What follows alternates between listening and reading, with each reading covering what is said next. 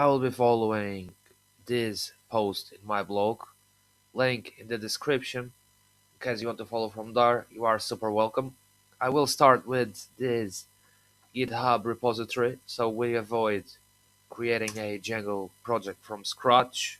It's named my site and it has an app named Pulse inside. Okay, let's open this. And first thing, let's create a folder middleware in my site, and inside the middleware folder you can create a middleware.py Python file. Now this is not like strict rigorous structure, it's just one possibility. Later we will have to add this to middleware, but before, let's get back to that post and take a look. Yet in the structure I'm explaining basically what we have just done and understanding the middleware structure. Okay, here's a custom middleware example, and we get to define the name of the class, and it always will have these two methods, so init and call. So init will run a single time when the Django project starts, and call will be executed every time there's an HTTP request from a client.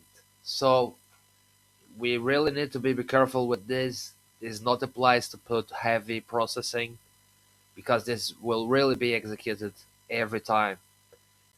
All the code before response, this response line, it's executed before the view, the correspondent view that the user, the client, is trying to access, and all the code you have after this line, it will be also executed after you went to the view.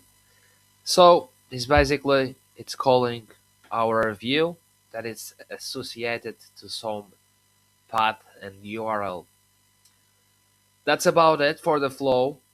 A practical example. So a lot of things have been done with middleware that you don't need to think about really because they are already created. But a practical example could be you want to shut down your website. Instead of showing pages that are being modified constantly, we show simply a maintenance page. So let's go there, and I'm gonna copy paste this into middleware.py, and we need to have a variable named maintenance mode in settings. So let's define that in settings. So whenever we set this to true, it will assume that the website is under maintenance, and by default we assume it's false.